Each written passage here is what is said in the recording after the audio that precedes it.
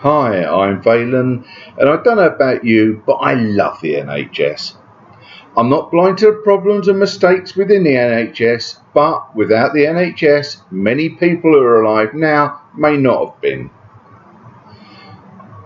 The NHS was born from the National Health Service Act 1946, a landmark achievement of the post-World War II Clement Attlee Labour Party, and the determination of Health Minister Nye Bevan, who said in his book In Place of Fear that the collective principle asserts that no society can legitimately call itself civilized if a sick person is denied medical aid because of a lack of means.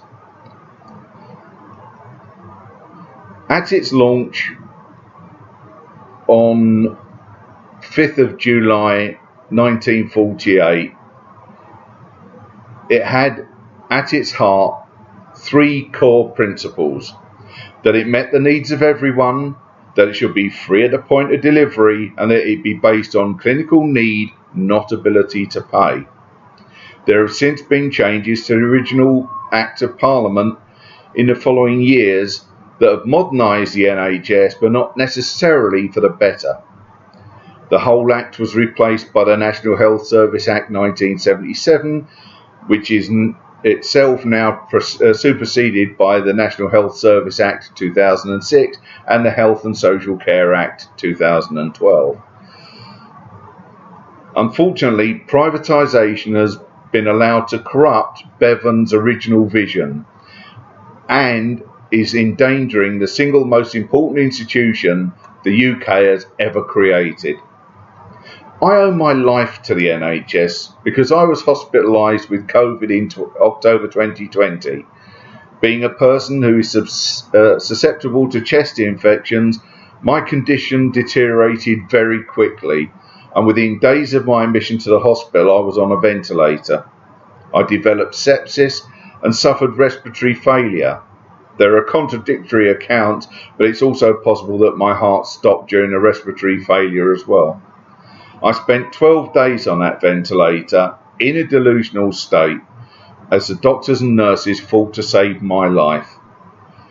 When I finally regained consciousness and the delusional state had lifted, I spoke to the nurses who checked my blood pressure, temperature, etc., and gained a deeper appreciation for them than I ever had before. Most of the nurses had returned to work having had COVID themselves, and one nurse even postponed her IVF treatment to save lives on the COVID ward, despite having waited a long time for that IVF treatment. My post-COVID life hasn't been without its health challenges either, but I have never found a reason to complain about the treatment I've received from the doctors and nurses in the hospitals I've attended.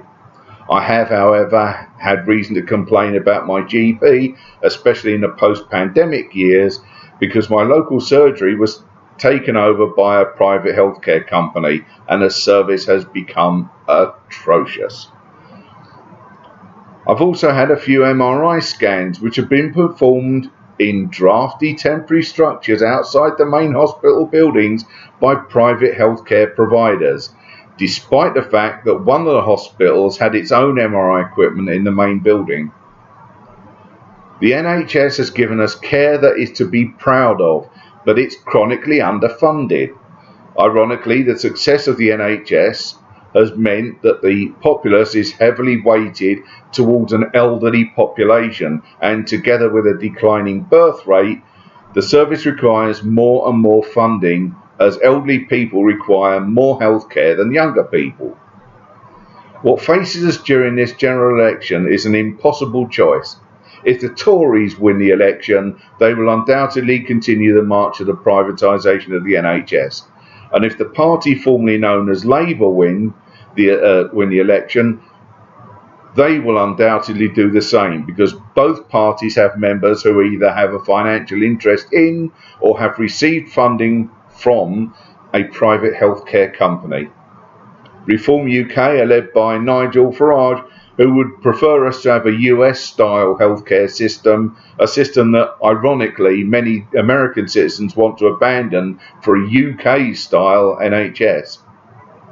If you want to save the NHS, my advice is not to vote Tory or Labour or Reform UK, because the NHS is not safe in their hands.